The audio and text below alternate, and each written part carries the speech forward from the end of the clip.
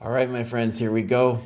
So I started the idea of the top of the cohort ages ago, and that was before we had what Jack instituted here as what we call the full dojo. And I realized instead of doing top of the cohort, which I could still do, but it would also be fun, interesting to do top of the dojo. So what you see here, maybe I'll expand this a little bit actually. Just scooch it a touch. Just a touch. So this is the list of dojo score that people have throughout the dojo. And yeah, you see there, I'm number 17. In terms of time spent, oh man, I'm up there. I'm up there, buddy. Maybe we could actually play around with it a little bit to see if I'm up there, if I'm the top with time spent. I am going to use Dojo Score, but let's just use time spent for a second.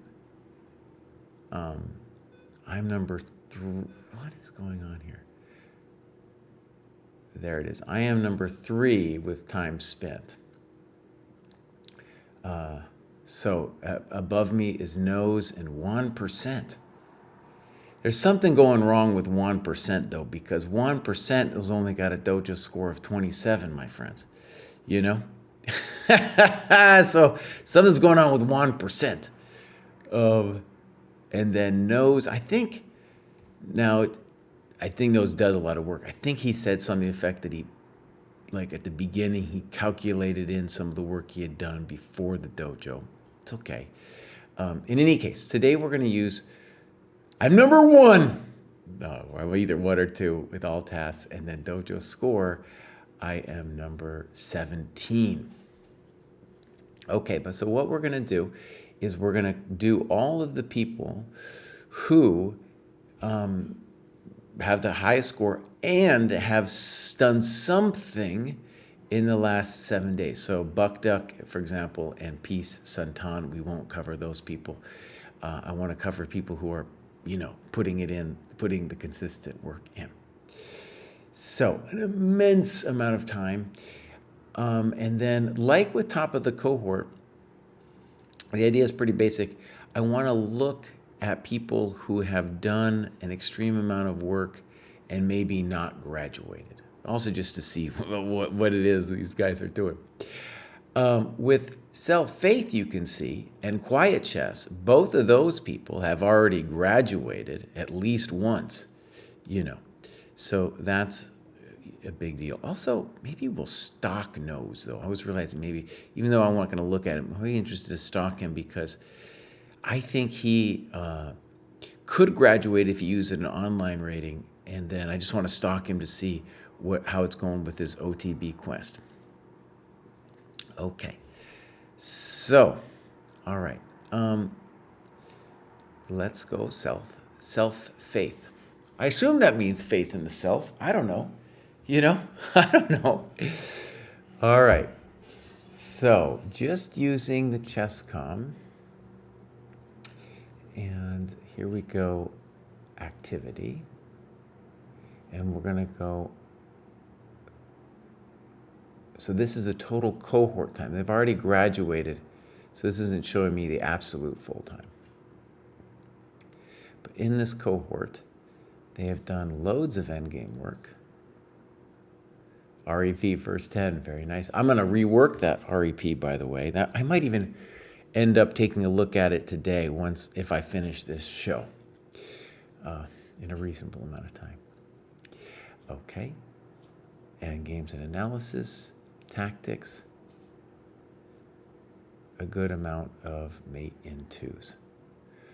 Okay. So really what you can see, though, is if we go back in time, they did an immense amount of work here in the 13-14.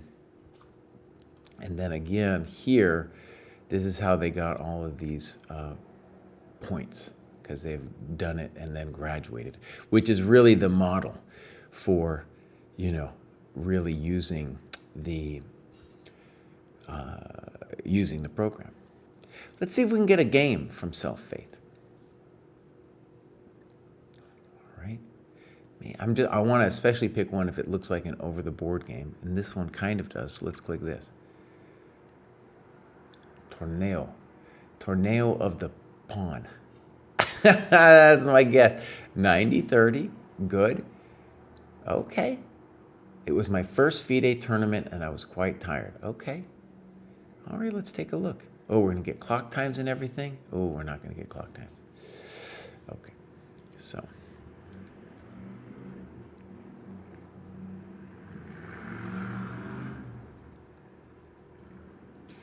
So far, so good. I like this system for white.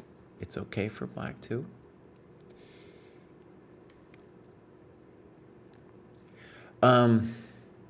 Yeah, I think Queen E8 is fine.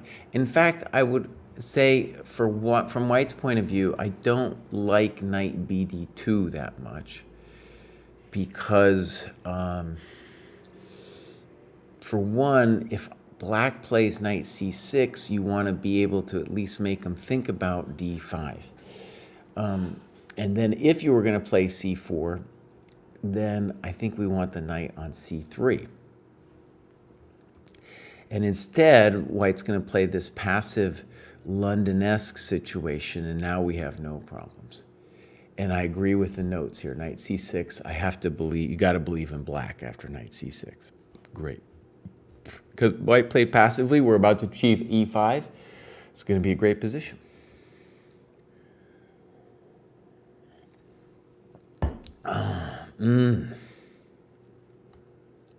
H6, right. On principle, incorrectamundo. Okay, that's incorrect. Now, presumably black is thinking that on Knight C6, they're worried about something. They're worried about something. Maybe some kind of Queen B3 and then D5 is their concern. Now, unless white has a special idea, this check isn't doing anything. Okay, that's their special idea. That's interesting anyways. Okay, now from perspective of the annotations, it would be good to maybe say a little bit more here. For example, if we end up coming to the conclusion that bishop e6 is a good move, maybe it is, then we want to consider e6, right? I get it, you want to play e5, but the bishop on c4 is kind of a chump anyway, you know. And you can always play king h7 later. Okay, the issue with knight b6 is that the knight's kind of poor there. And now queen b3.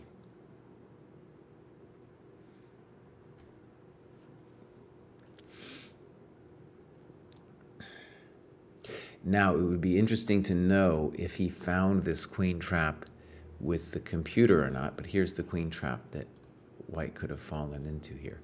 Knight fd5, exclam, rook f6 comes next, and it's all over. I think he didn't find it with the computer, because even more accurate than rook f6 here is to take first. Take first, give him nothing. Give him nothing. Oh, no, I'm wrong. The queen goes back, sorry. No, he's right, rook f6. Okay, so queen d7. All right, so now we have ourselves an interesting endgame. Rook fe1. Don't like this move in general, because then the knight is going to be poor. So this is because he's obsessed with e5. Big question for me would be rook ae8, and then first of all, it's questionable whether you can play e4. I kind of doubt it, actually, because pop, pop, pop, pop, and pop, and we're going to win a piece, right? So then we'll get our e5 in, and our rook will be well situated. And the knight on h5 is really not a great piece. Okay, now a standard mistake here from white That might be okay. In general, though, we don't want to take. This one might be okay. In general, I don't like it. In general, I don't like it. Well, let's give it a try. This looks poor for us. Good move for white. So what happens now? White has the clear initiative because the knight on h5 is misplaced. Rook a d1, okay.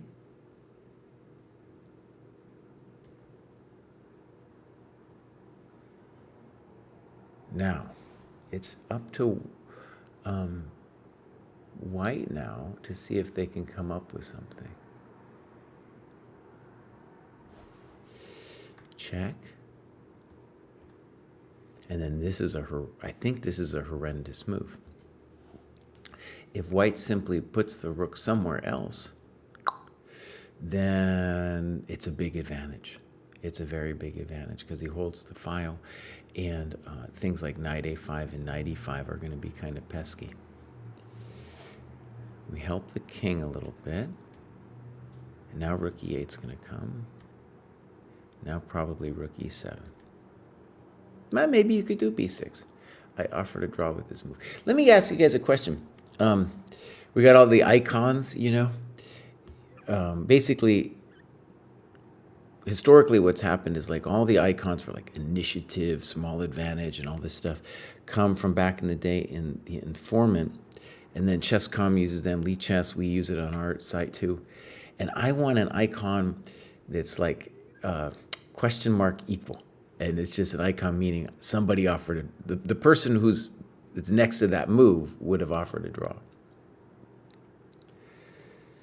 Okay.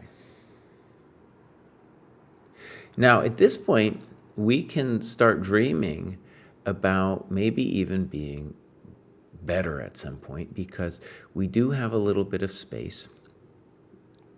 And white has clearly lost a sense of what they're doing. So the knight gets bad, it gets worse. I think a6 is fine. Knight c2. In general, I like this move.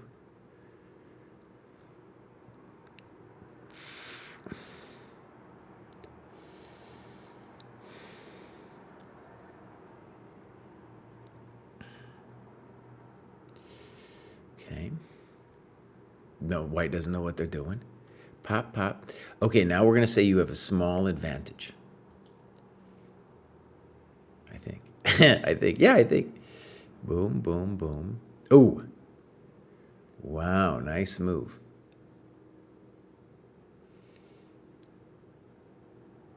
Yeah, okay. Unfortunately, it looks like they have a draw. Oh, yeah, 96. It would be cool if we knew the times here, of course. And then it would be good to know if you thought maybe you were winning this position when you took the knight. Or maybe you didn't think about it at all.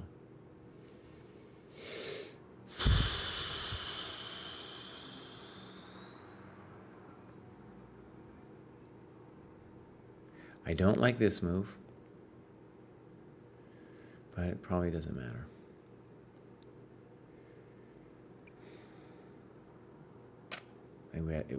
If we take, f3 is a little frisky.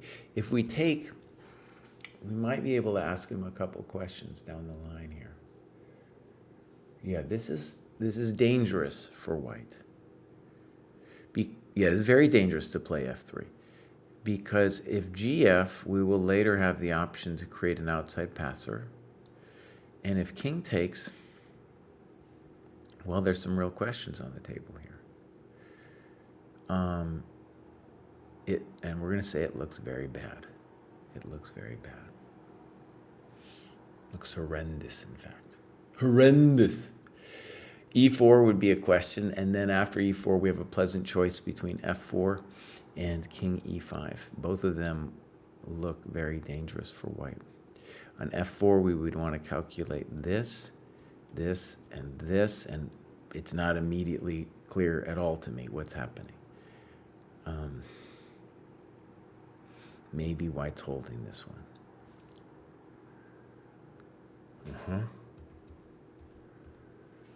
And then in this position, all right, then it's just a big calculation game of probably a5 first. And then I go here, here, here, here. And I don't have a way to lose a tempo.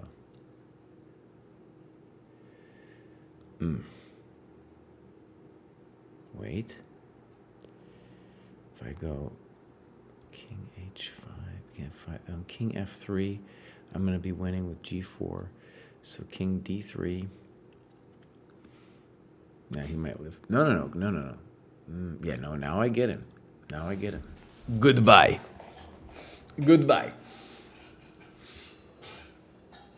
Yeah, I want to draw icon. That's right. Okay.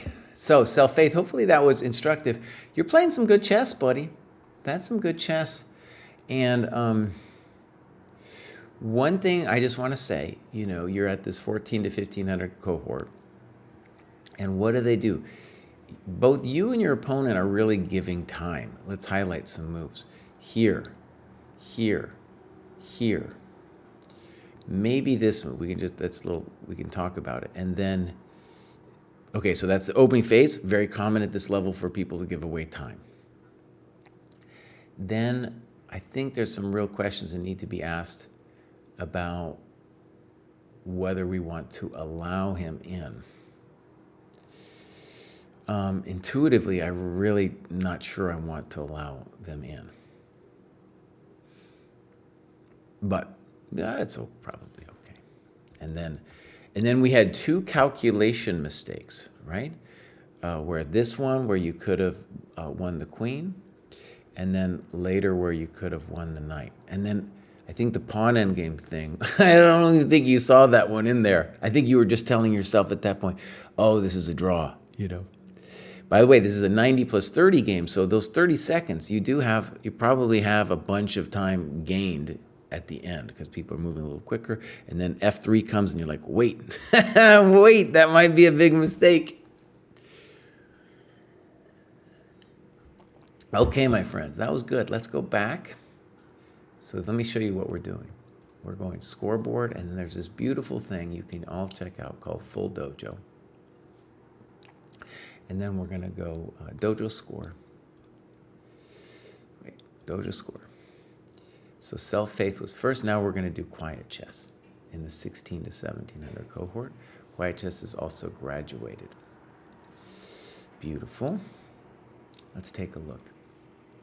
So these are the points and the time just for this cohort. Pretty good distribution. Let's go middle game strategy. Nice, dude. Look at that. Look at that, dude.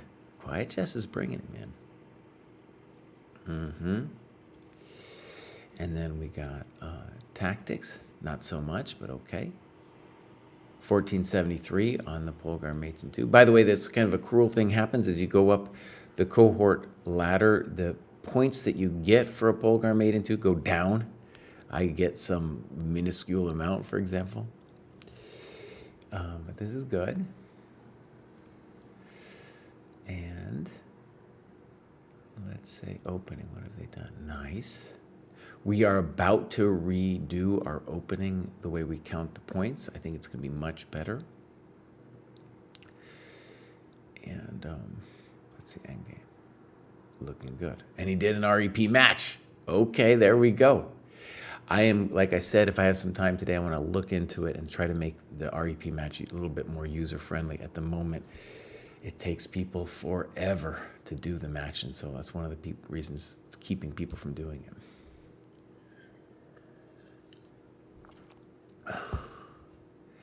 Pepper says, so cohorts you graduate out of, going back down, you do not show as active if you complete tasks in a cohort you graduated out of. I'm not sure if I understand. I'll tell you what, let me try to keep that question in my mind for the next time we go back to the full dojo list. Remind me if I forget, because I definitely am good at forgetting. Let's see what Quiet Chess is doing. Okay, let's just click on this bad boy. So, this is an over the board. Nice. Looking good. And then do we have clocks? No, we don't have clocks. That's okay. Actually, it looks like, so what's interesting here is either Quiet Chess put this in after we did our recent time thing, or, didn't know about it. Because now with the Dojo editor, you could he's writing the times in, and now you can put it into the game editor when you submit your game.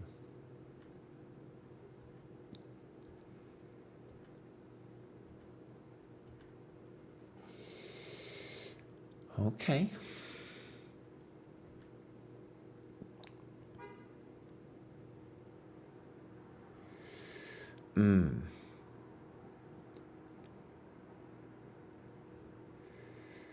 Yeah, bishop d6 is just more correct. c4, c5 is not something I don't think white wants to actually do. And oftentimes with c4, you can just play dc. Okay, so g3, okay. Ambitious.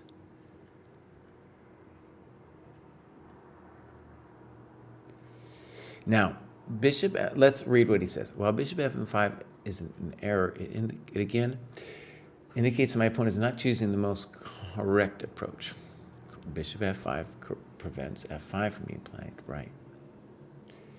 So you can see what mistakes at a higher level look like than the ones like from a lower level, right? Because here it's the coordination of the black pieces.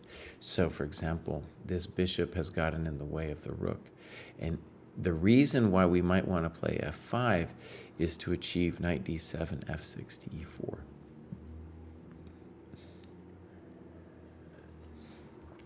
Okay. c6.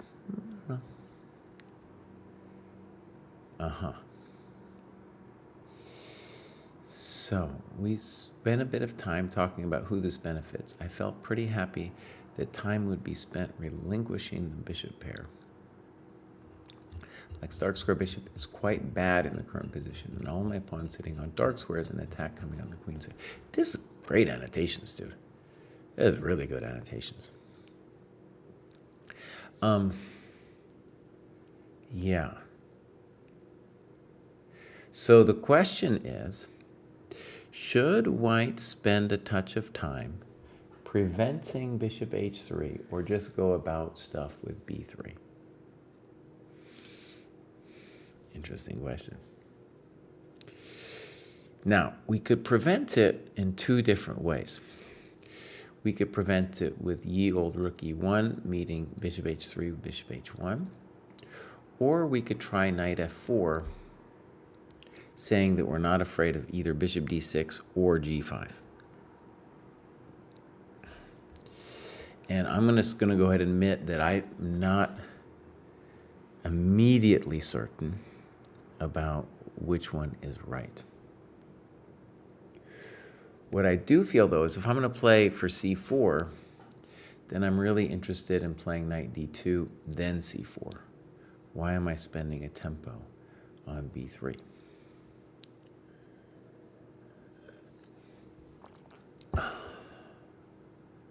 So arguably a loss of time. It'd be good to understand, like, is it because you fear DC, or why did we have to play c4 like this? He obliges, which I don't think he should do. I don't think he should oblige by taking. Then it makes your c4.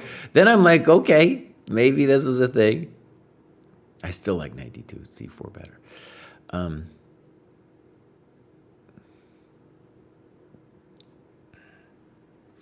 Maybe he can even play this way with DC.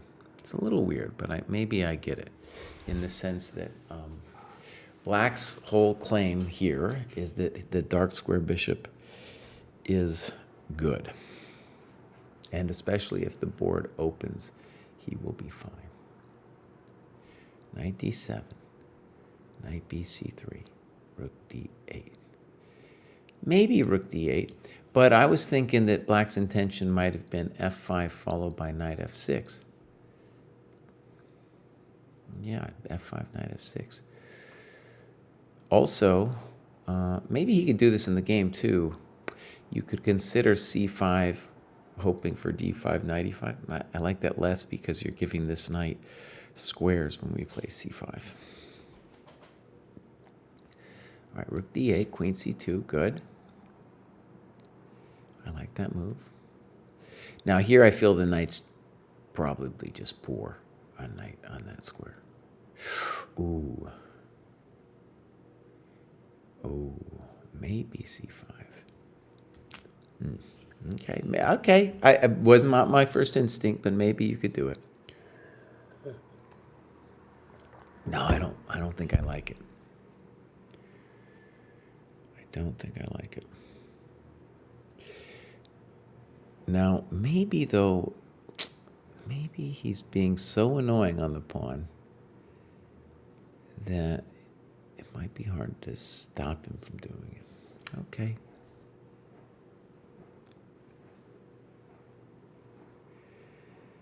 By the way, if this is a thing, then we should still consider knight d2. In fact, knight d2, probably correct. Also then leaving the c3 square for my other knight. He calls it optimal, but these guys are talking, and then this knight goes to b6. And he says it's all being shut down. The rook stops. This stops the rook from jumping to h5 and keeps control over h3. Okay, but the position makes me nervous because the bishop will, black's position is solid, and there's a variety of ways for black to talk to you. I would say the first instinct would be rook d7 followed by g6 and then probably f5. He should definitely be looking to play g6, f5 anyway. I think rook g5 is weird. I agree. Good move. Yeah, I don't like that. Just play g6, Bows. Just play g6,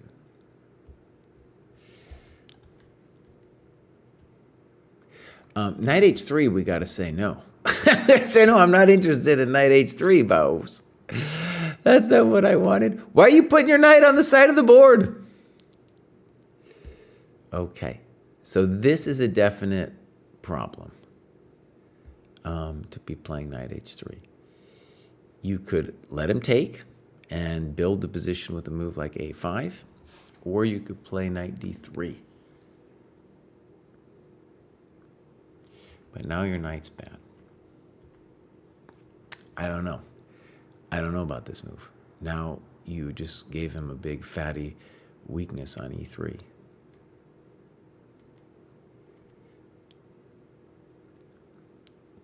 And here,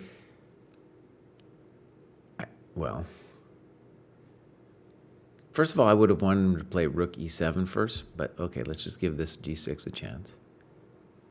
A little bit weird. We'd want to vary. I think the key variation here is rook b3.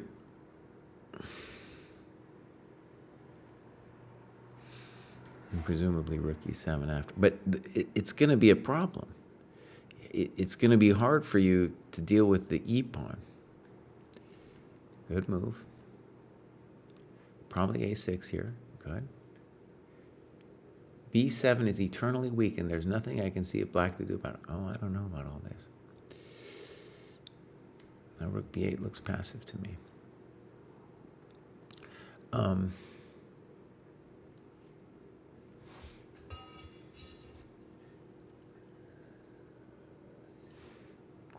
Okay, so the default solution should be queen e8, followed by rook d8, rook d7. And I'm not sure who I'd rather be, but I'm not comfortable as white with the knight over there. Passive.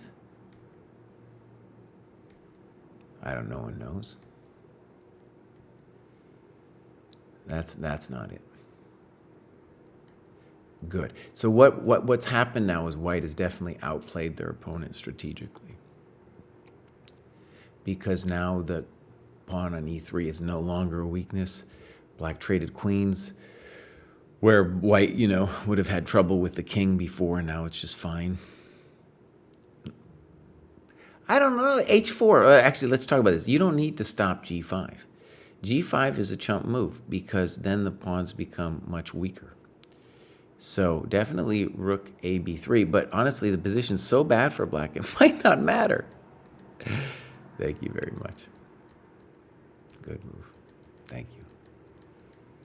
Easy chess. Great. Quiet Chess is playing good, man. Really good. I'm going to highlight this game, feature it. This just shows up when we go to the news feed. It'll show up there. Okay, now we're going to go see what Pepper Chess is talking about, because I'm not sure I got it. So full dojo, and then I go dojo score. And Pepper Chess, it doesn't show anything for the last 7 days. And so what is he saying?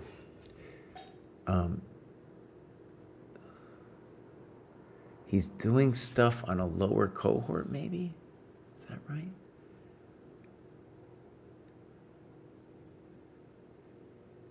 Let me just read this again.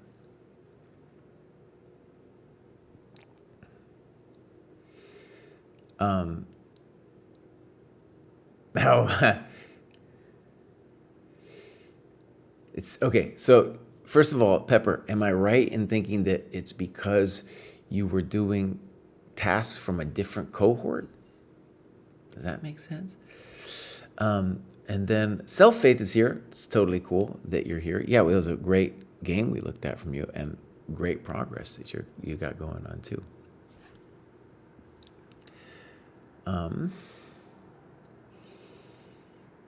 Right. Oh, Quad XC says he is not into the points. I got to get some points, buddy.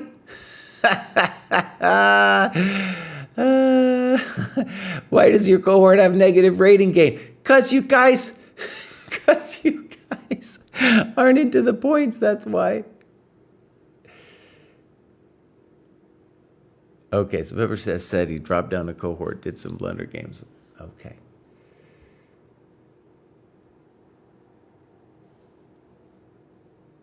All right. Okay, so if we go down here and we just look for Pepper Chess, there's Pepper Chess. He's number 10. He's number 10. Just it says this says it doesn't have any from the last 7 days. Okay, so let's keep going. And Buck Duck hasn't done anything in the last week, so we're going to skip. Same thing with Peace Santan. Now we're on to the famous Shattered Nirvana. Okay, beautiful. Look at that, dude. Boom, boom, boom, boom, boom, boom, boom, boom. Might feel like a little bit of a plateau there he's got going on at 1650.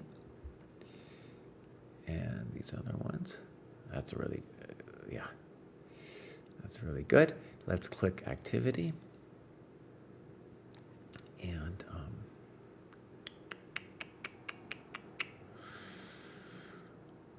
loads happening here. Oh my gosh, look at that time breakdown. How's he cheating on us? What's he doing? No, he's doing good. Techniques of positional play. That book is actually in the program, but at a higher cohort. Oh, look at this session with Krissa, dude. Chess club at work. Chess media. That's beautiful. That's all the non-dojo points he's got going on. Or time, hours. Beautiful. And then we'll just click around a little bit. It's not letting me click. Uh-oh. Oh, maybe let's refresh. Uh-oh. How come no lo puedo click, dude?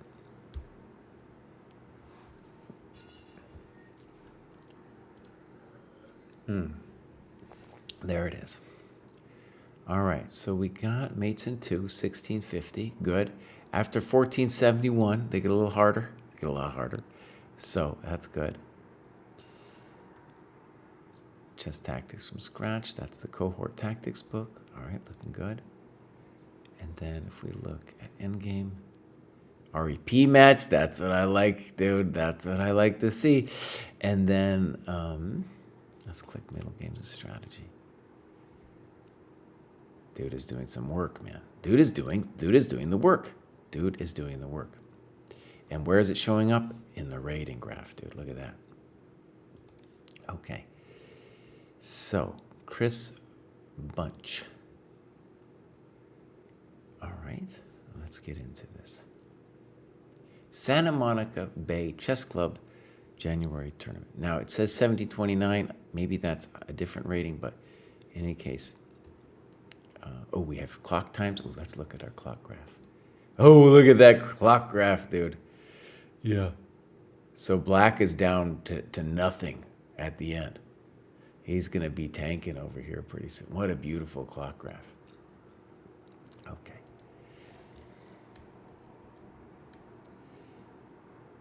Okay. Fine.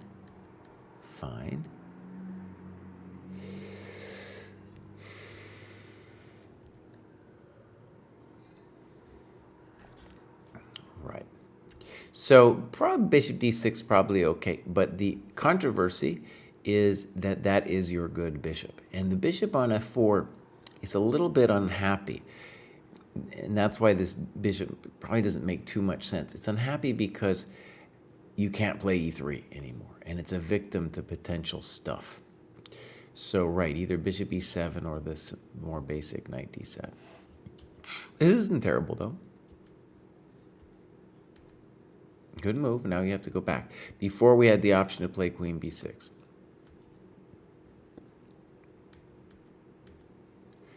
Okay.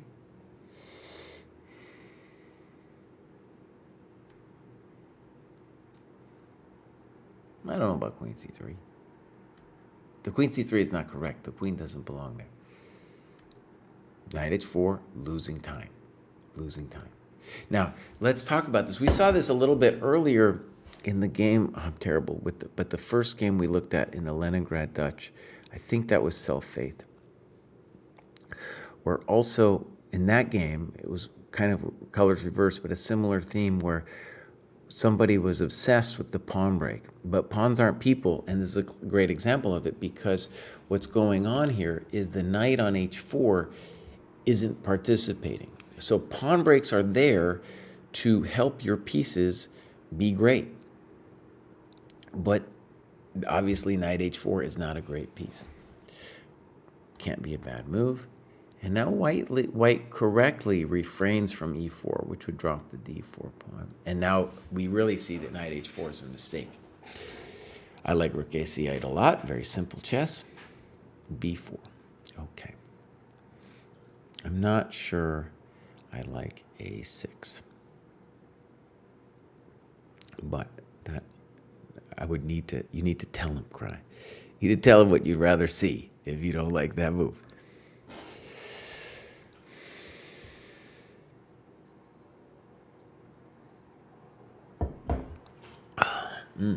Coffee is delicious.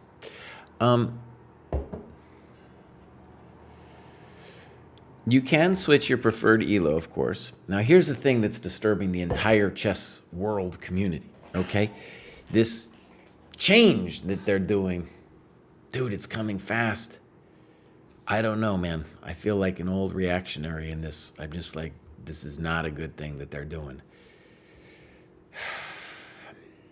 It's going to ruin everything. And it's going to like ruin two things.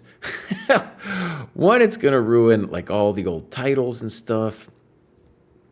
Like everyone's going to become a GM and all the, And then also it's going to mess up like if you there's actually then nobody who's 1,000 FIDE anymore. They're all 1,400. Anybody who's 1,000 FIDE gets instantly transported, like in Star Trek, to 1,400. That's how I understand it anyway. Yeah. Okay, stop your whining, Kraai, and tell this person what they should have done in this position. Not too easy. I don't think b5 is a big thing. In general, white has to be careful to fix the knight on h4 before they start going crazy. Well, your queen's a little jammed is what I see happening. Maybe queen c7. Oh, he fixed it. Good.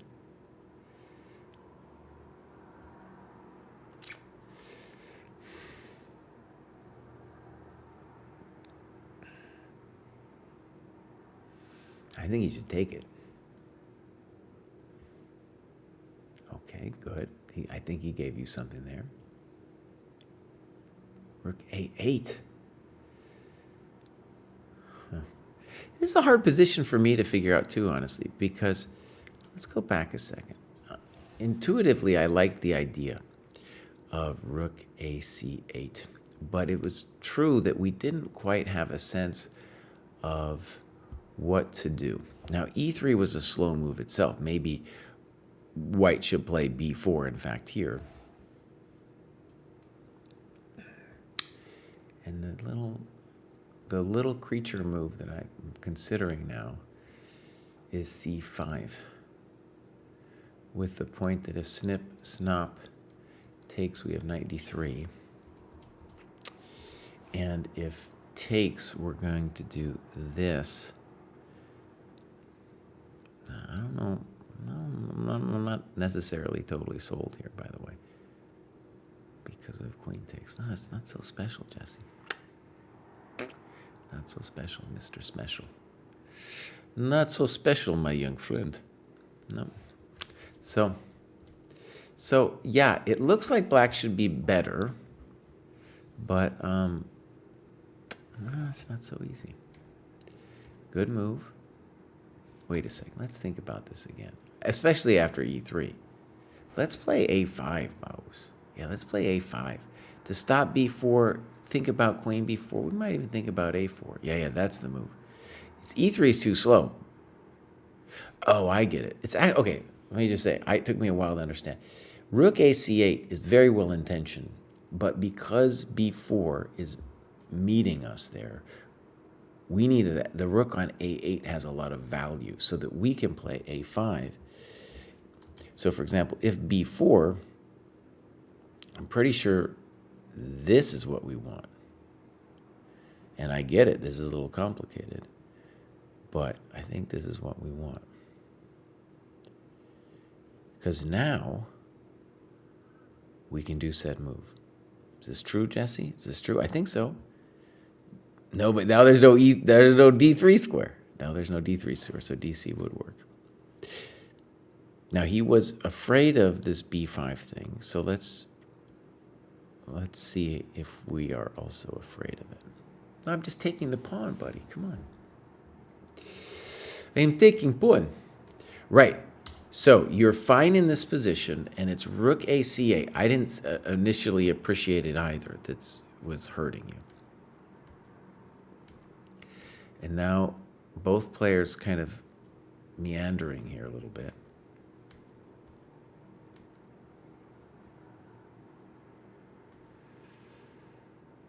Now white should probably be better. Maybe.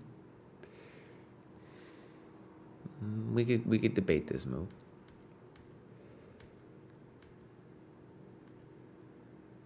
Not sure I get queen d1. Oh, I definitely didn't like that for black. Oh, he says it's equal. Okay. Not my first instinct about what's happening here. Why isn't black playing white playing b5? What's the deal there? Got to play b5, Bows.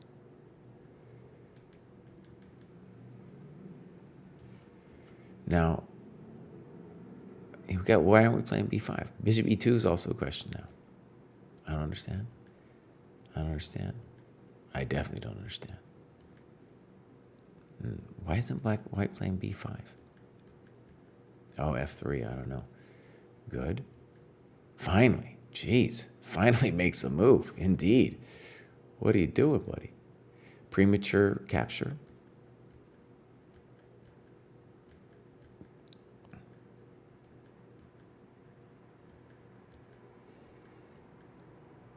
This guy's obsessed with pawn breaks, basically.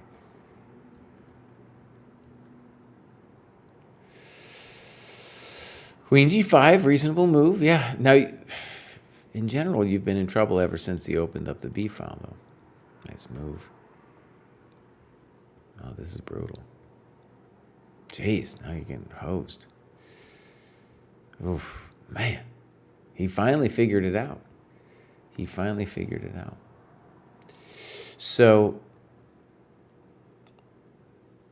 there was an interesting thing that happened here where really, when we go back to this whole fiasco with rook ac8, which was a subtle mistake, from here on out, here your position, let's start here, is great. But then we slide into just giving our opponent enough time to reorganize everything. Right? Time. Rook ac8, a6, both lots of time. This is essentially also a loss of time. I would have taken that thing. And now he's on top. I don't understand. We could just take it and play c5, b5 right away. Boom, boom, boom. Hard to understand. And then that just made no sense to me. What are we doing, buddy? Just play b5. Anyways, white took their time in executing it. But you can see it's about time, as the famous course on Chessable says. It's about time. Okay. So, good. Let's go back a second. This is Chris Bunch, Shattered Nirvana, doing the work. And I think what I saw from that game is that it wasn't just that he had a good opening, but definitely felt like he understood the first stage of that opening. And then when the middle game came, he was a little bit out of a loss and didn't know how to play with active pieces. One of the things I say in this book that hopefully will come out soon, called How to Analyze Your Games, is around 1600 is really the point where you're going to really need to understand evaluation. And what I mean by that is like the dynamics of the position. It's like, because you saw those mistakes, it wasn't a tactical mistake. It was just both sides not realizing what the key ideas in the position were, what the imbalances were. And books like, Reassess Your Chess, but also all these books that you're reading around that cohort are about that kind of strategic thinking. So there it is, Shattered Nirvana. That's my sense, and yeah, you can definitely do it. Okay. Here's a nice quote. Everybody is a conservative of the stuff they know, care about, and enjoy. Kind of. I think one way to think about it is, like, I'm not a huge soccer fan. I've watched some soccer, sometimes called football. And one thing that I is if you're just like somebody who's not totally into the culture of soccer, you can imagine a bunch of rule changes that would be beneficial, right? You could talk about the offsides rule. You could talk about, I think the pitch should be bigger, because these guys, they're so fast that they can close down the gaps between the balls so easily. But if the pitch were bigger, oh my God, game might be a little bit more exciting. In any case, you can imagine me telling that to somebody who has been steeped in soccer culture and lore, and for them, a change like that would destroy all of the statistics. Just all of it. It would just ruin it instantly. And it would like break the continuum with the past. So, for example, we have Fisher's rating of 2780, which, obviously the rating system changes a little bit, right? But 2780 then was truly probably maybe 2900. But still, it's comparable to the modern era of ratings. Now, we're just going to F it all up, dude. That's as far as I can tell of what's happening. So that's my reactionary take. I'm willing, by the way, to be schooled on this because as far as I can tell, we're kind of smart statistics people doing this thing. And we've been waiting on doing a Dojo Talks on it because, dude, we don't fully get it, because there's some deep, we're going to call it deep stats, deep simulations involved for this whole mess. Wasn't there a floor of 2,000? I think it was 2,200, boss. When I was coming up, it was 2,200. Yeah, I didn't get a FIDE rating until I went over 2,200. Yeah. And then quad XZ is an example from soccer. Make the goal a little bit bigger. Yeah. If you just changed it just a little bit, Baus, changed the game, and the stats would all change. It would just be immense.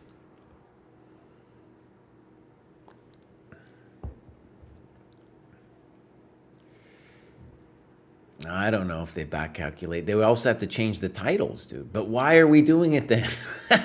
Why are we doing it? Okay.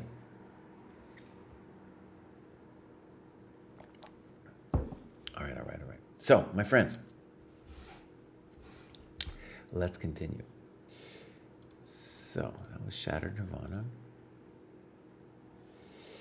And what I'm going to do now is I'm going to check out no's. Actually, let's go Dojo score. Where is Mr. Nose? He's actually right here. Now, I'm not going to cover him officially because that chump hasn't done anything in the last 7 days. But what I am going to do is click here, and I want to stalk him with the USCF. So there he's at 1845, huge jump. Let's just tell the story. Like a lot of players who got super serious recently, it takes a while for the USCF to catch up. So it's lower than these two over here. So he's using this one, but if he used this one, he'd be jumping up to the 2100 category. But he's still, so it's kind of like he's using this one, but no, he's actually using this one. I don't know. He used this one, he'd have to demote himself. Anyways, let's go stalk him.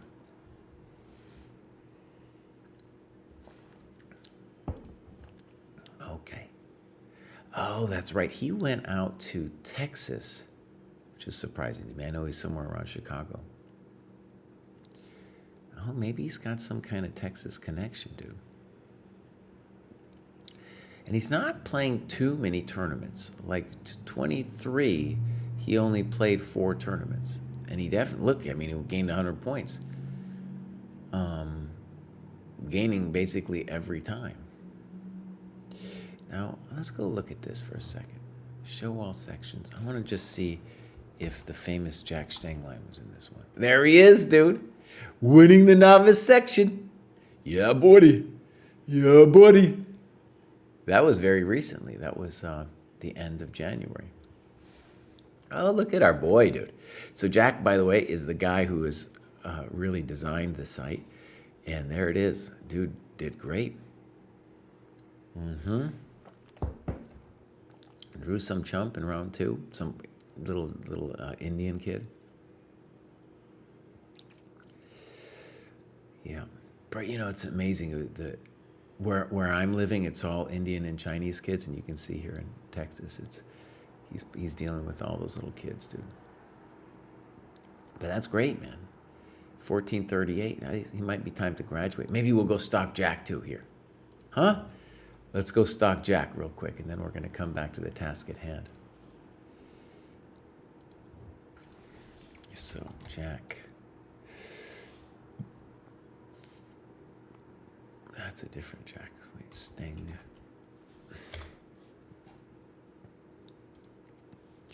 So, right, he's still using Chess.com Rapid. And there's his USCF over there. Where's he at? So, I think he's... Oh, so he'll be higher than this when... it looks like he was over 1,400 anyway. They'll probably update that soon. Okay. All right, Jack, let's go look, buddy. He graduated once. And actually, in terms of this thing, yeah, he needs a bit more before he graduates using Chess.com. And then, yeah, for USCF, he would need 1775. Okay. So, my good friends, let's go back, and we're going to say scoreboard, and we're going to go full dojo. And we're going to say dojo score. Glios is next. He's using a custom score. Trying to procrastinate my way to 2,000 FIDE. So, a little bit confusing. He's doing some FIDE, and then the custom. Is this going to happen if I click?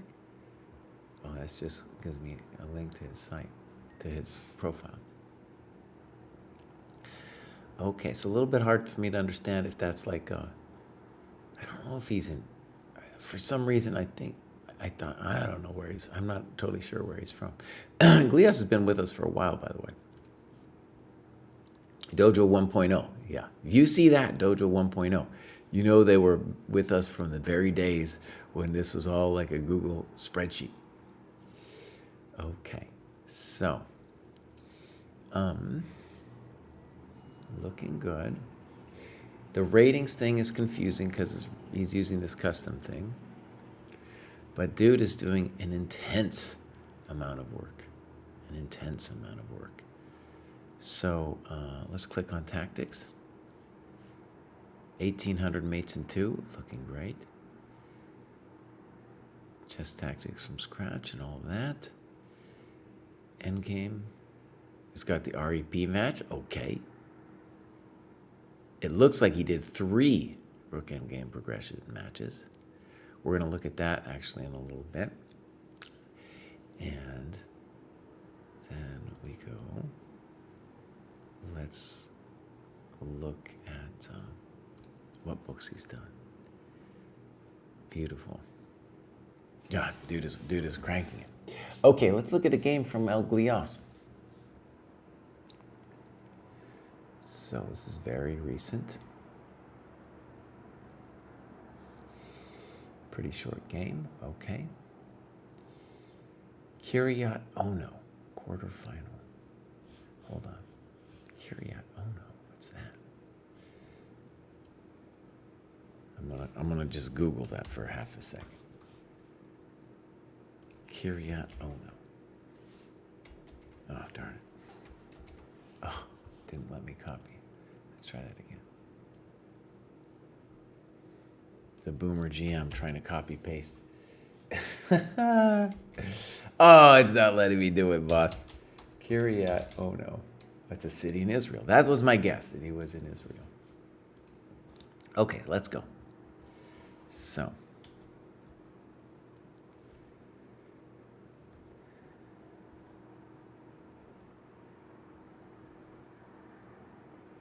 This is the dojo. Oh, this is all in Jesse's repertoire. That's right, buddy. Bam! That's right. Knight A5. Queen F3. Good move. Good move. And now basically the story of this position is that the bishop on C8 is crushed. Now, knight ge2 is definitely more stable. Yeah.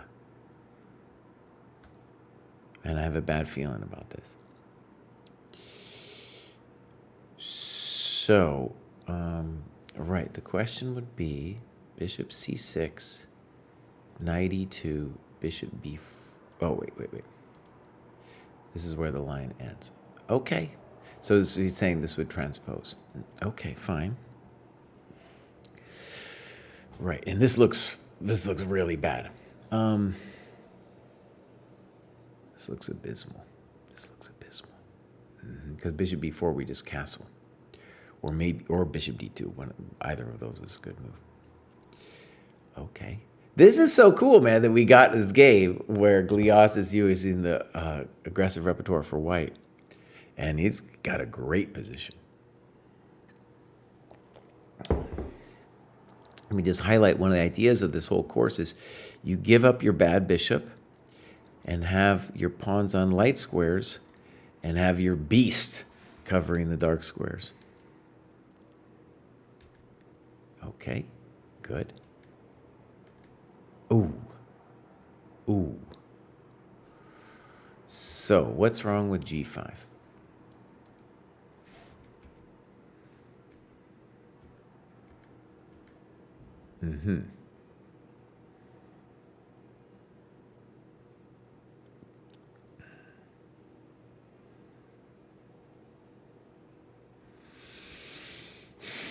Okay, wait.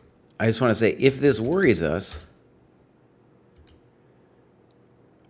then we want to play bishop d2 because nothing's going on for black here, right? Bishop d2, castles along, and g5 we just hang over the person's head. But bishop g5 isn't it, because we need the pawn to go to g5, buddy. We need the pawn to go to g5. So here, excuse me. This is an amazing variation. There's no doubt. So snip, snap, d5. Let's look. Knight g3, dc. If d4, then knight e4, and he doesn't have it. Here, knight e4, queen d4. So we got to move. They take. And I just want to say, my first gut instinct is that knight takes h1. We are doing great. I don't know. I'm just trying to say, I don't know if I want to take L pawn. So let's look what he says.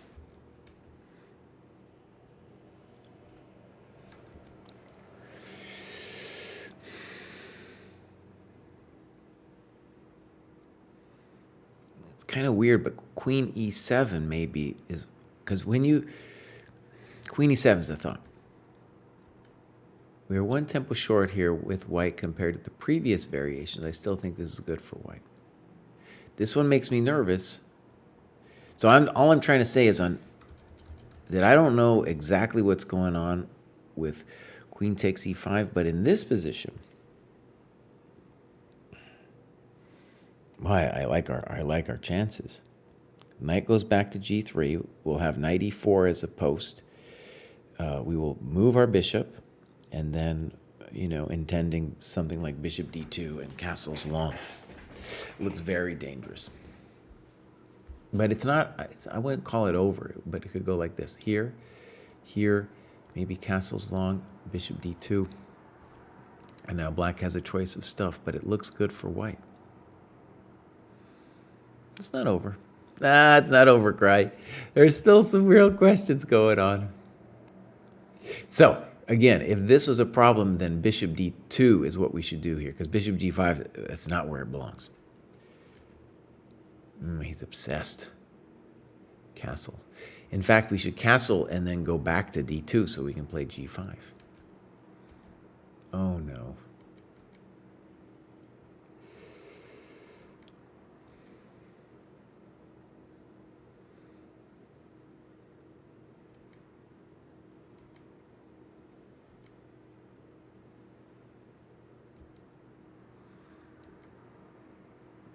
He plays c takes b3.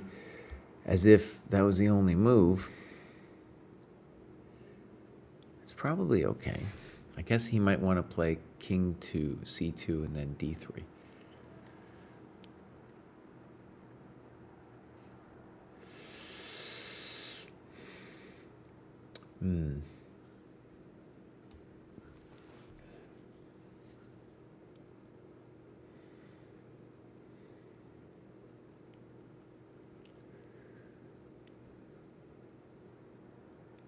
So he talks about rook d4.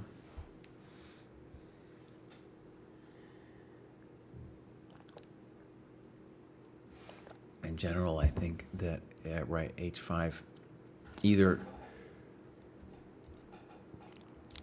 also just here h5 looks fine, huh? Looks fine.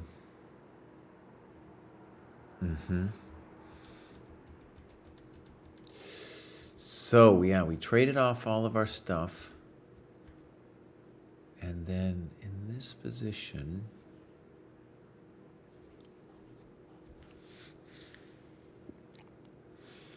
we probably don't have anything better than what goes down in the game. Okay, so right, rook he1, rook e5. Well, boss.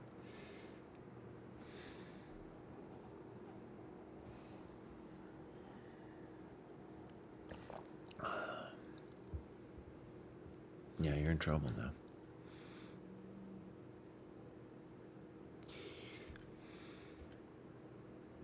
Here he offered a draw. Here he offered a draw. What is he doing? What's this guy doing?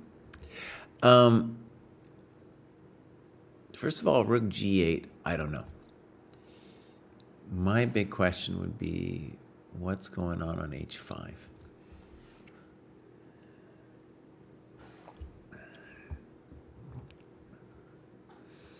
Not exactly sure. I'm frightened, though. So rook g8. No, you should be very happy to get a draw, I think.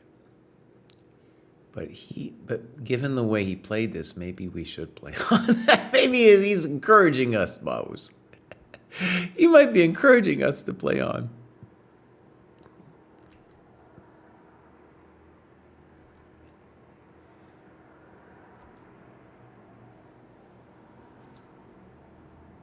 And now, by the way, this is just a sample variation. My sense is here, though, we'll play rook f4. I mean, he should still hold, but we could press him. This whole thing with rook g8, I didn't like that. Okay, though, that was a good game, man. That was a good game. So, Stormwolfe says, so I have a task of playing a game and use at least 15 minutes of gameplay to complete a whole analysis and diagnostic. Could I just play a 15-minute rapid, or do I need to play a game up to 30 minutes? It depends on your rating. The lower you are, the more accepting we are of quicker games. So, Quad XC just started playing e4. What do you suggest after 6 h6? Knight f3, knight f5, knight a5. Let's see if I understand the question. This is some great analysis, dude. Look at this thing. First of all, let's feature this game.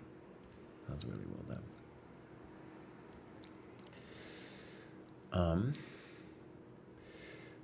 So, 6, h6 here. First of all, if they play h6, you do a little celebratory dance. Very important. You got to do the dance because it's just like they gave you a tempo and they're assuming the position, right? You know. So then the question was h6, knight f3, knight a5. One thing about this one is you should think about the game that Glios just played and say to yourself, this bishop is not a great bishop, actually, because all the pawns are on the white color.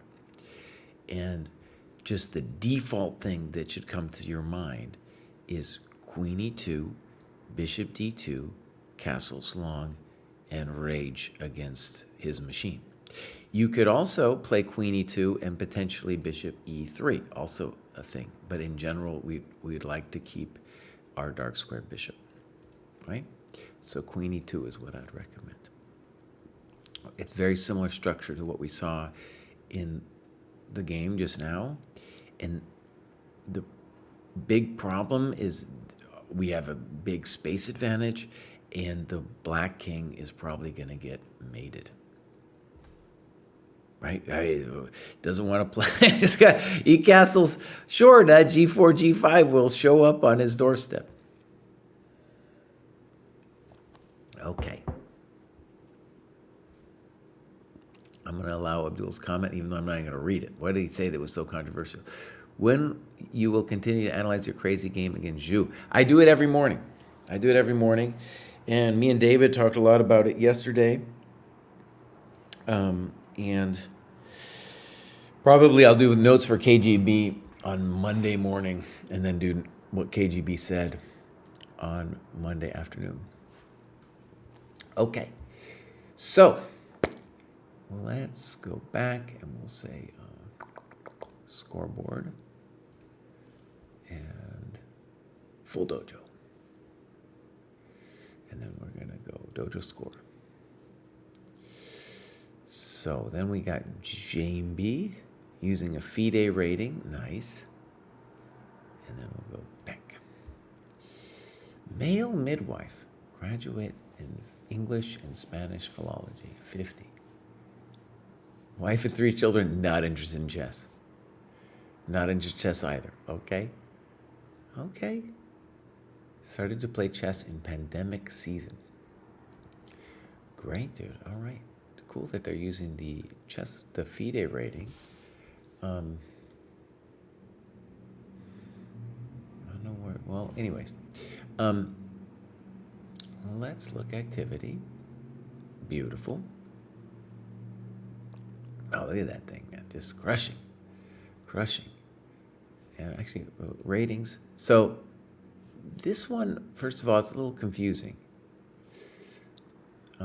Well, first of all, they drop down. I dropped down from my cohort, by the way, too. And if I drop for a significant amount of time, 25 points below the cohort minimum, then I'm going to demote myself, too, man. But yeah, his ratings kind of... So anyways, what is the point of this show? To really look at people who have done the work but haven't necessarily made the progress, right? Can we... Let's stalk him for a second. Oh, Kraai, you're stalking people, buddy. De España. So, he's about as old as me, man. A little younger. And then we got this. And actually, if we go rating. Yeah, so dude just began playing pandemic season, like he said. Had a pretty good run of it, and then dipped some. With the OTB, takes a little time, especially if you're just beginning, to really gain a handle on where you are and where you'll settle on, right? Okay, great. Let's get a game from Jamie. I'm going to pick this one because it looks like an OTB game. These Spanish dudes have these great names. Look at that. Isaac Zorrilla Sainz. Jaime Barranco Yanez. I grew up in Santa Fe, dude, and they didn't have any fancy names. It was all Salazar. Pacheco. It was all like 5 different names. It was never these fancy names, dude. All right. Okay. Bishop h5 is a little frisky.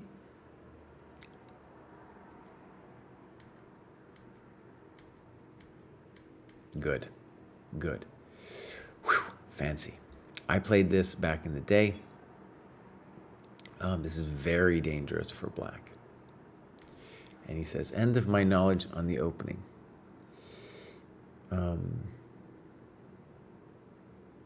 Okay. Right. So what happened was, dude had a... this is amazing, actually. You got somebody who really started playing recently and then is playing a pretty highfalutin opening.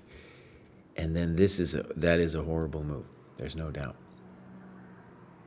Okay. And the whole thing to understand is the idea of knight e5, bishop b5, is to play h4, h5. And my understanding is that h4 is, black is in big trouble. Big trouble. Like, I don't agree with this assessment here that black is okay. No. No. I'm going to play probably bishop e3 and castles and h5. I could play h5 now too. And there will be some tacos. Okay, but this is definitely incorrect because now black is solid. And our whole h3, g4 doesn't make any sense anymore. Oh, I don't like that. Yeah. You got to move your queen here. You got to play queen d3 or d2. That's it. So that's the kind of move, actually, yeah, where now your king is just like, he's so sad, dude. Ooh, and now queen takes b5. So this is then a tactical mistake. And black is winning, not just because of the pawn, but because the better king. Good move. This seems like we're activating the Mr. Knight. Maybe a good move. Knight h5 is also a thought. Well, black is playing a good game. Unnecessary. Don't know if I get it. Oh, black is just coming in with the knights. Oh, man. Jeez, Malise, Mr. Bambis. Okay. So what I'm going to say about this is that Jaime has done great work in the last couple of years to get to this level. And then there's a lot of things where here I think the opening preparation hurt him because he didn't understand what the idea was, right? Playing a kind of highfalutin thing, right? And then you got to know that the whole intention of this position is to h4, h5 the bishop. And then without, so then like, yeah, now we're worse. And then we just really can't do moves like rook b1.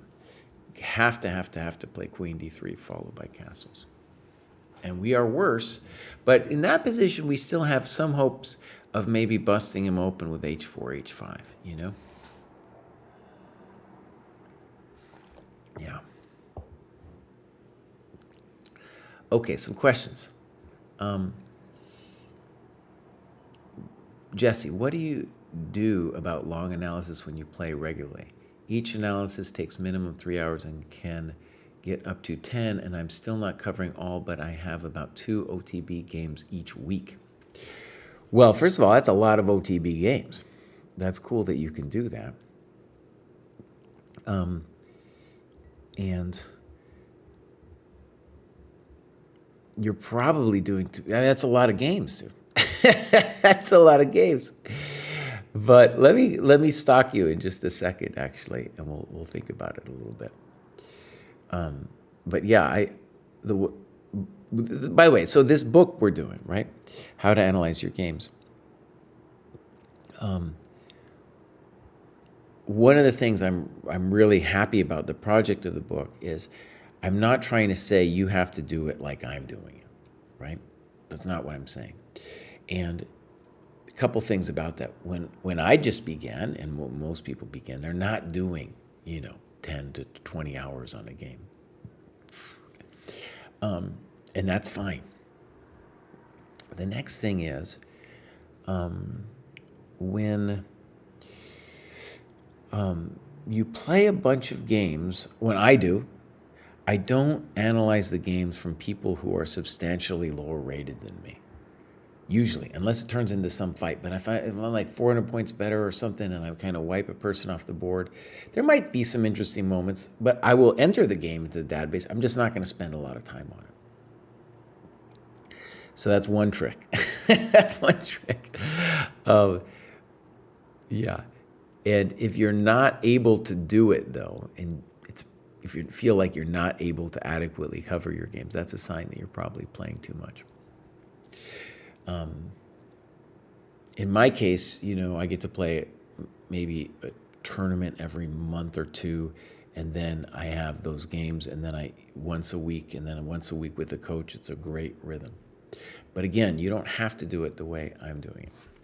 Let's go, Jaime, you're doing great, buddy. Let's go stock Blalaga. It's a great name. Blalaga, what does that mean, dude?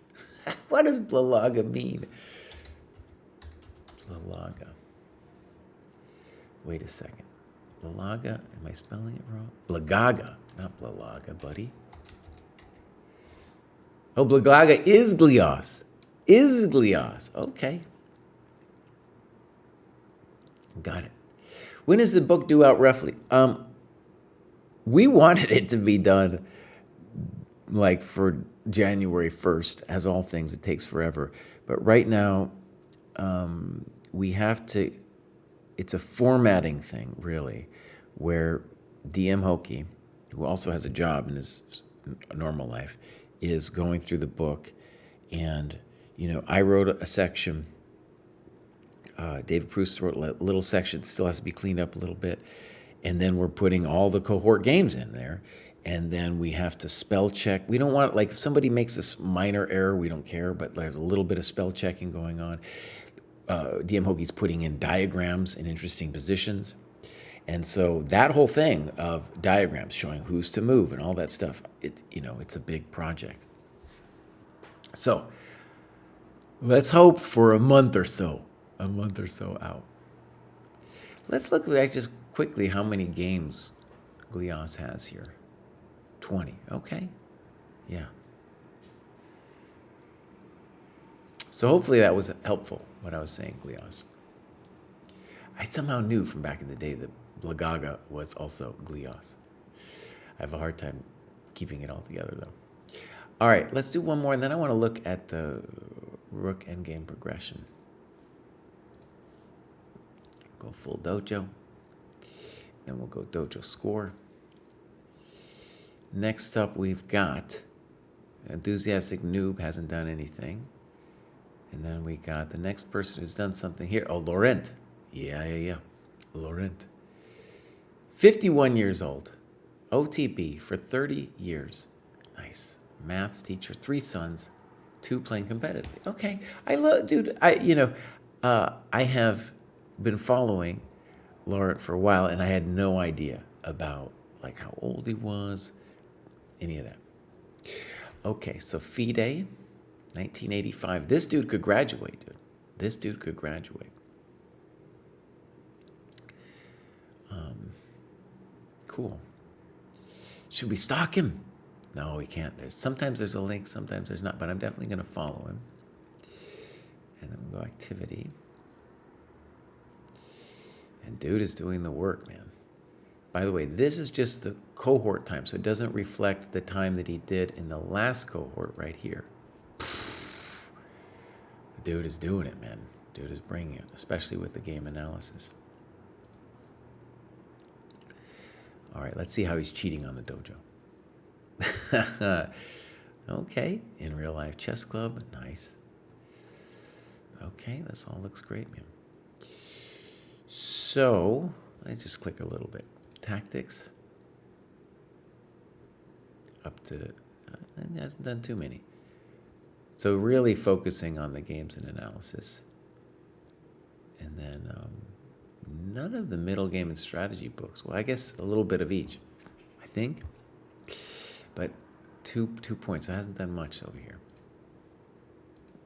Okay, let's look at a game or two. No, I just won, buddy. You're killing me. This is OTB. Okay. So, fine. Fine. I do think this is bad. There's a couple simple ways to understand it. When they take, first of all, you aren't in a position to take anytime soon. So they need to keep the tension, and this pawn is better than this pawn. So I definitely prefer you to play ED4.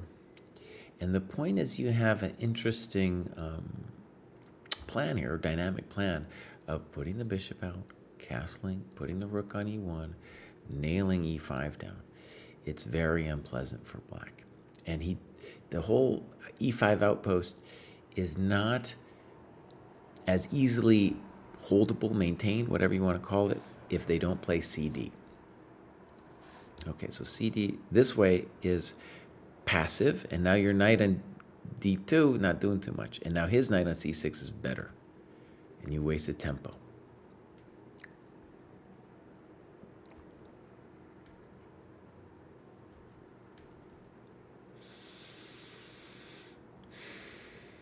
Okay, my question would be about knight H5. And then we'd have to see the following tactic. Knight G5, Knight G3, HG, Queen H5, Rook E8. And there's no mate, Mr. Tate. So Knight H5 would be a question. And honestly, black, I think, should be better now that white has wasted so much time with A3 and B4. This might be a move. I don't know yet. I have to think about it. B5, okay. Does make a certain amount of sense to me. Knight A5, honestly, for sure, right? Knight A5 for sure. Well, let me take it back. Taking on G3 can't be done. And then Knight A5. And then again, you have to understand that you're not going to get mated because you have this unopposed bishop, right? You're just not going to get mated here. So that's definitely weird.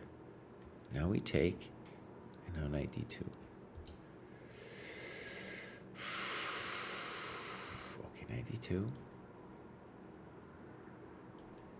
F4. Oh my gosh.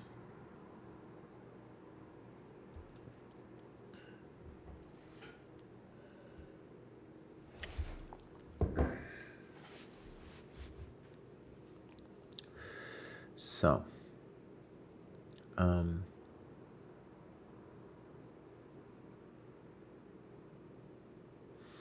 one reason to not believe that he's actually going to win your bishop is just because your development is so much better than his. Why don't we start with a check? And it would be nice when we did it to say, check to the miserable king.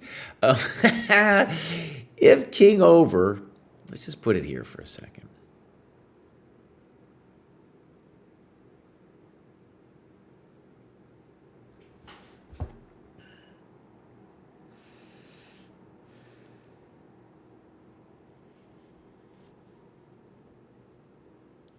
Now, complicated situation. Are we afraid of F4? I'm not sure we are, but definitely something to think about.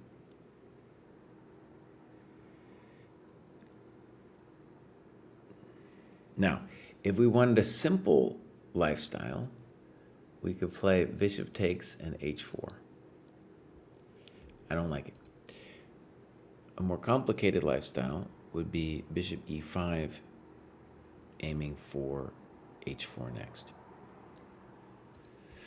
Then we're just also want to wonder, is F4 really a thing?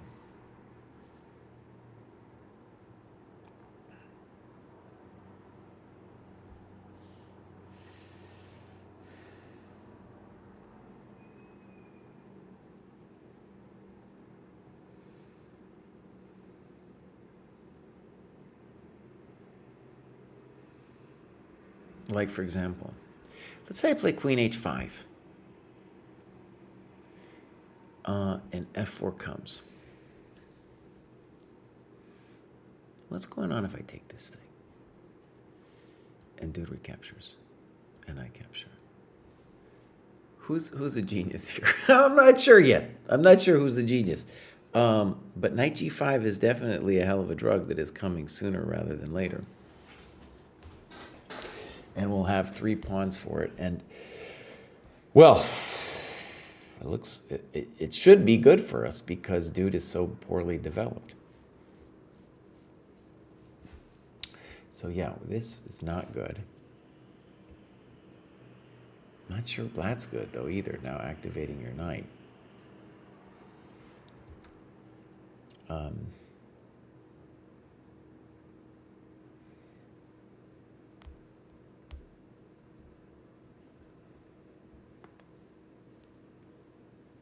I don't know, but for me, the default move would just be knight d7. Check to the miserable. Knight takes. Bam, baby. Check. Oh, buddy. Oh, buddy.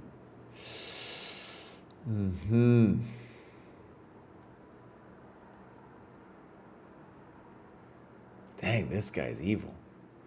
Rook e1. Beautiful. Now you're winning. Now I get some grip on the position for sure. Look at that terrible bishop on c8. Queen f3. By the way, what are you dealing with here? You're dealing with an opponent who didn't understand that time was an important thing in the game. And then you should always tell them, welcome to the dojo. I would definitely consider bishop e5, and my simplistic philosophy would be that we just want to take away their good piece and leave them with that jerk face on c8. But you're doing great. But Black is dreaming. There's no way. See what they do? See what they do? They're like, I'm going to create some weird threat against your king and not fix my bishop.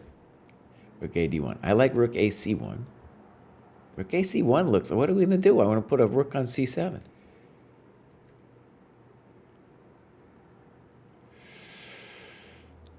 Check to the miserable. And the reason that's working, despite the fact that you missed this, is this dude is so undeveloped.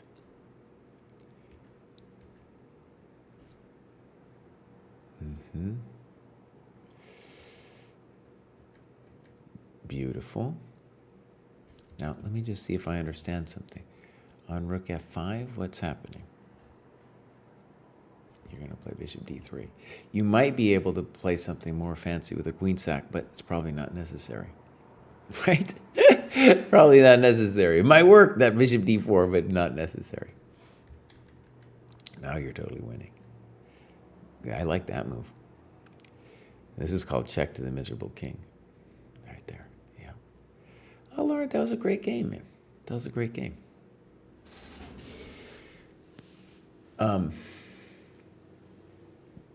Why Stanky says that I guess it's Lauren did a analysis for him. So that's really cool. So, my friends, I'm going to take a brief break, and I'm going to try to, in real time, figure out some of the questions about how to make the rook endgame progression more user-friendly. All right, I'll be right back. All right, my friends, I am back with this business, and what we're going to do, after I check in if someone's yelling at me on the Discord. So, all right.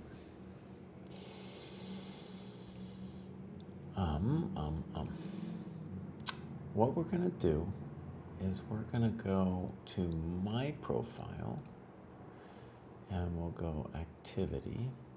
No, excuse me, training plan. We're going to go endgame, and then rook endgames, algorithm, positional sparring, rook endgame progression. So I designed the rook endgame progression, but I haven't done it myself, you know. The complaint that people had, right, was that I have these 5 matches, and the idea is you got to win. You've got to win the match against somebody from your own cohort. Let's just see. Look again. Oh, it's beautiful, dude. Look at this. Win a match for someone in your cohort using positions 1 to 15. Coin flip decides who starts as white on the first position, and then it alternates. Great. So, the issue is this takes forever, apparently. You know, you get that 30-second time delay, and so a match can take forever. So, oh my gosh. Oh, there's my stupid face right there. Yeah, and that's all. You get 10 points for this match, and then it expires after 2 years.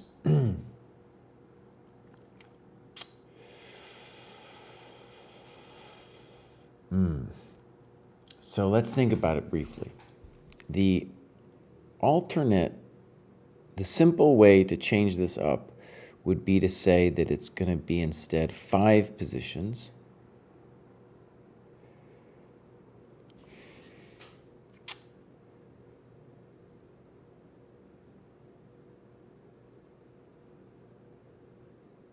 Could be a 5-position match. Let's go back a second. Darn it. Trading plan, end games.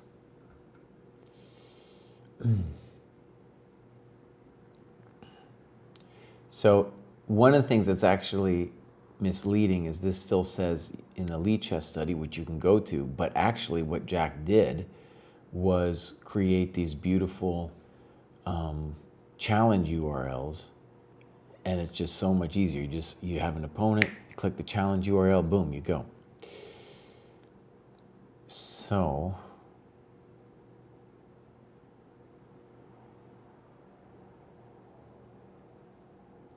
you must win the first REP match to advance to this one, right?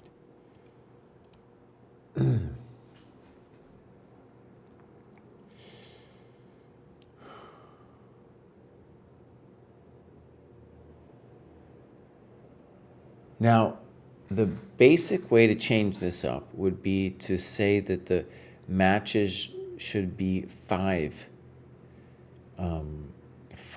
games long.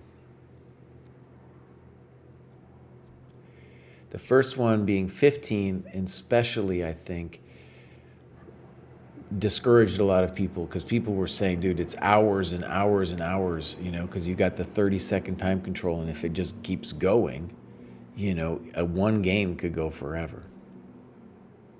So I think that's going to be my intuitive way to make this user-friendly that will expand the list of REP matches.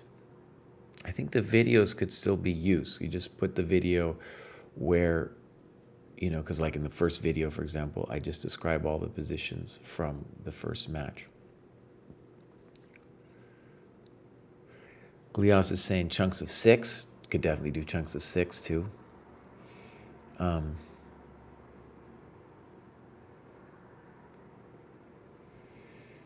Although there will be a lot more draws. You mean drawing of the match. That's probably fair. The other thing that's tricky is the way this is written. You have one person playing white, and then the next person playing black. So like position 1, you get white, and then position 2, you're going to get black. But that's confusing because don't you want to have you want to play both sides of each position to really understand what the hell you're doing. So for example, and that was the original one. Wait, let me just read this correctly, because I think I'm not going to say they bastardized my intentions here. I think it's confusing. It's confusing because who starts as white and then it alternates. Anyways, it should be written so that both players are going to play the same position. Yeah. So if we have 5 or 6 positions and then you alternate on each position, that's why it takes so long. That's just 5 positions, that's 10 games, and at 30-second increment it can go forever. Exactly, Glios, that's right. So yeah, either 5 or 6, and then we increase the number of matches. The URLs are already all set up. I kind of like it, dude. Glios, can you give me a hard sell on why it should be 6 rather than the more mythically correct number of 5? 6 is 2 3s. That's also a little bit mythic, but 5 has a nice chunk to it, you know?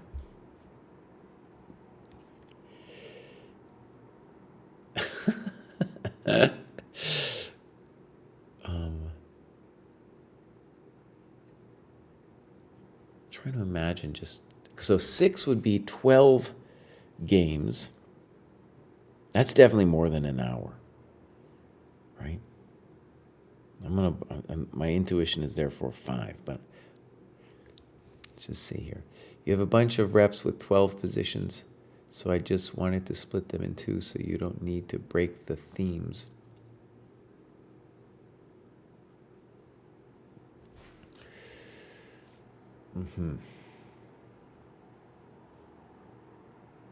That's the other thing. We can talk about themes, so let's just look at this one. So the first theme is Philidor position. This is the B pawn or G pawn theme. This is the stalemate trick. This is white understanding that they've got to go to the blockade square. This is the F6 trick. This is the D6 trick. This is the Lucena position. This is the Lucena position.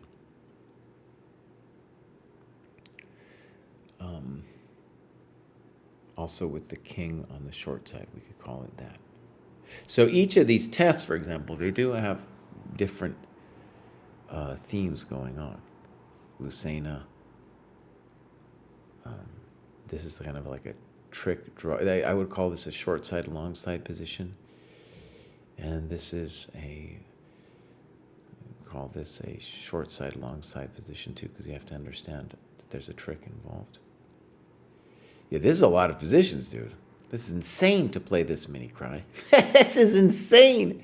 I think when I originally set this up, I didn't appreciate just how long it would take for people to do this. Okay. And then we got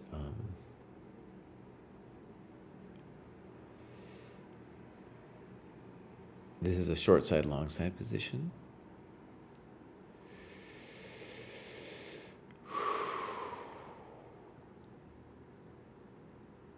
This is a short side, long side position too.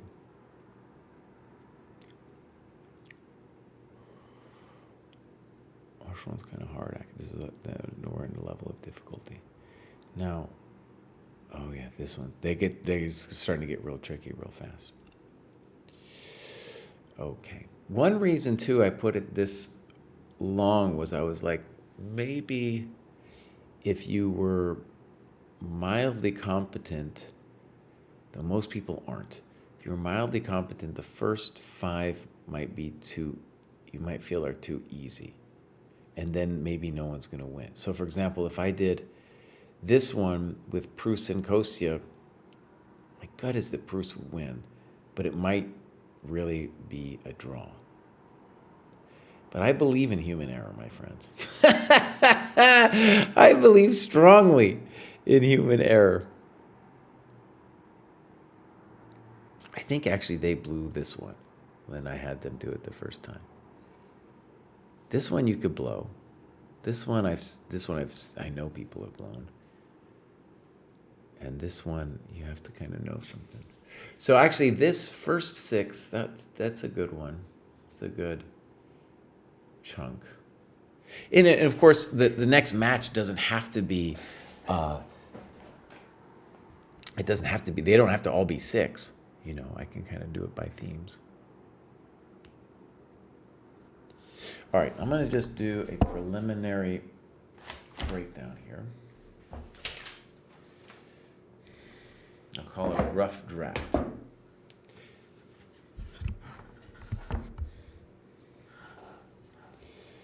So, REP, and then we're going to go 1, let's say 1 through 6.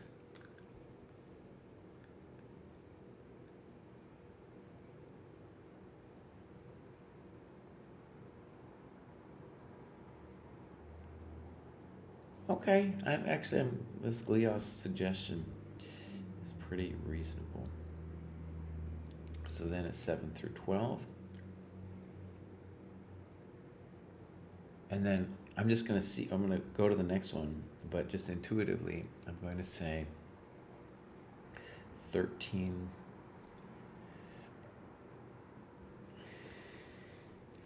through, oh darn it, you know, it kind of disappears on me.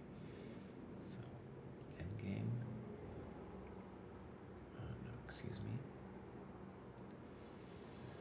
Rook endgame progression. So that was 1, we're going to go 2.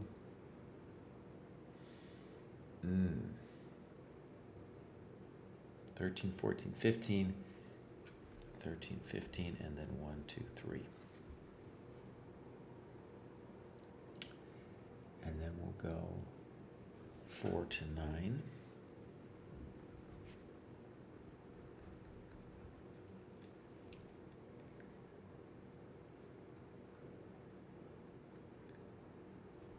And then there's a lot of matches here to do it.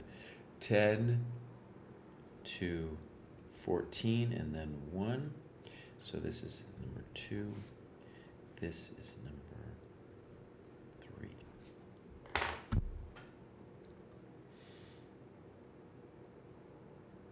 Okay, good. Now, if I just click away, there we go. So view more. So then the next one would be 2 through 7. This is of 3.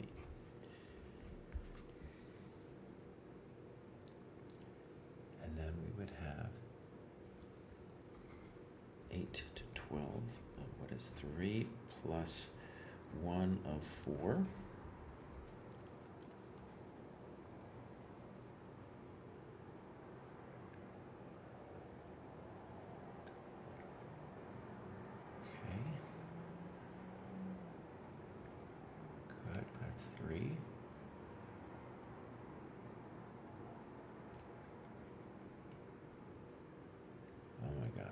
So many rook and progressions to and then this is going to be 2 to 5. Excuse me. This is 4, right? So this is quite simply 2 through 7.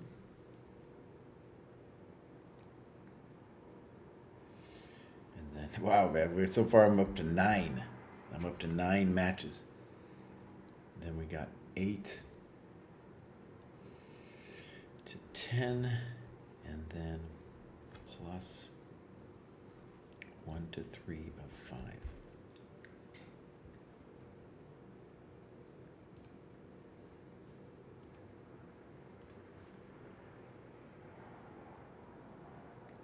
Of 5, and then number 10 is quite simply 4 to 10. So that would be the longest one with 7. Have I sparred them all? I did the vids. I've done them all like several times. I think I've had them all in games. Let me put it that way, whether it was blitz games or over the board games. But I have yet to do the official sparring myself. I watched Kostya and David blunder through the first couple ones. It's always good, though, for me to refresh these positions. They're so fundamental to rook endgames.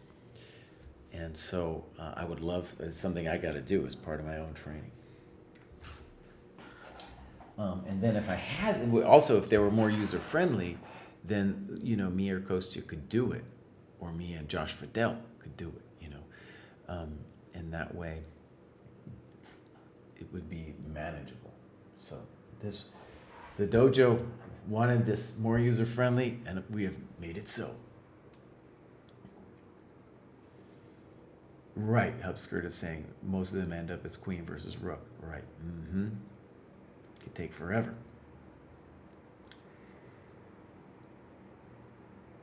That's an interesting question with jelly beans.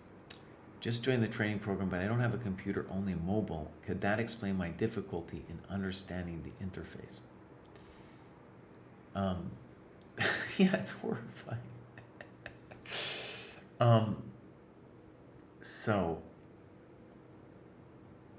it's a good question. I don't actually have it. Maybe somebody else in chat could respond to that. I don't have much experience with it in mobile, but it should be the same. It should be the same in mobile.